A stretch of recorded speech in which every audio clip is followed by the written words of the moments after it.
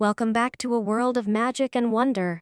Here, every story casts a spell, bringing the Harry Potter universe to life in new and exciting ways. Grab your wand and let's dive into today's magical tale. Shadowdance at Hogwarts. The rain lashed against the high windows of the Hogwarts library, the cold moonlight tracing silver lines across ancient bookshelves. The hour was late, far past curfew, but Hermione Granger sat alone, hunched over a weathered tome whose yellowed pages shimmered faintly under her flickering candlelight. Her quill scratched feverishly as she worked, oblivious to the creak of the library door opening behind her. A voice, deep and cold as the night, shattered the silence. "Ms. Granger," Severus Snape drawled, his tone a razor's edge, "is your quest for forbidden knowledge worth the humiliation of being caught out of bounds?" Hermione flinched, but didn't turn immediately. Her fingers tightened around the spine of the book she'd been reading. Finally, she faced him, defiance sparking in her gaze. "Professor Snape," she replied, her voice steady, "if you have time to reprimand me, perhaps you also have time to consider that this knowledge might help us defeat Voldemort." Snape's dark eyes bore into hers, his expression as unreadable as ever. "And you believe that thumbing through a book even Albus Dumbledore deemed dangerous will accomplish that?" "I do," she shot back, "because unlike most, I don't wait idly for answers to fall into my lap. If you're here to stop me, do so. But if not, let me work." His lips curled into something between a sneer and a smirk, but he didn't interrupt her. Instead, he stepped closer, his robes trailing soundlessly over the stone floor. "You presume much, Miss Granger. Tell me, how far are you willing to go? How much of yourself will you sacrifice for this crusade of yours?" Hermione's chest tightened under the weight of his words, but she refused to look away. "As much as it takes," she said. Snape studied her, the flickering light catching the sharp planes of his face. For a moment, something softened in his expression, too brief to name. Then he leaned over, plucking the book from her hands. "You lack restraint," he muttered, his eyes scanning the page she had been on. "This incantation you're so enamored with, didn't occur to you it could cost your life? Or worse, your sanity?"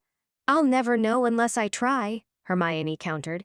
Snape exhaled through his nose, his grip tightening on the book. "You are reckless, Ms. Granger." "But," he hesitated, closing the tome with a deliberate snap, "I will not let you get yourself killed. If you insist on pursuing this lunacy, you will do so under my supervision." Hermione blinked, her defiance flickering into confusion. "You'd help me?" His gaze was piercing. "Do not mistake this for charity. I will not stand idly by while an insufferably stubborn Gryffindor throws her life away." Weeks passed. Hermione's secret lessons with Snape became a fixture in her life. By day, she was the studious, ever-resourceful Gryffindor, working alongside Harry and Ron to piece together clues about Voldemort's Horcruxes. By night, she delved into forbidden magic with the enigmatic potions master, whose sharp wit and biting commentary forced her to push past her limits. Their partnership was fraught with tension, both verbal and unspoken, but in their shared moments, Hermione began to see the man beneath the mask, a man scarred by war, guilt, and unfulfilled promises. One evening, after hours of exhausting practice in the dungeons, Snape broke their silence. "You are making progress," he said, his voice unusually soft. Hermione looked up from the parchment she was scribbling on, startled by his tone. "Thank you," she said hesitantly. For a moment, their eyes met, and the distance between teacher and student seemed to dissolve. But Snape quickly averted his gaze, retreating behind the iron walls of his demeanor. The turning point came when Voldemort struck. Hermione was taken, captured by Death Eaters during an ambush near the Forbidden Forest. She woke in Malfoy Manor, her wand confiscated, the air around her thick with the weight of dark magic. In the dim chamber, Voldemort stood, his red eyes gleaming with malice. "Severus," he hissed, summoning the potions master to his side. Snape appeared from the shadows, his expression unreadable. Hermione's heart sank. Had he betrayed her? "Your loyalty has always been tested," Voldemort sneered. "Prove it now. Kill her." Snape's wand was steady as he stepped forward, his black eyes locking onto Hermione's. For a moment, the world seemed to freeze.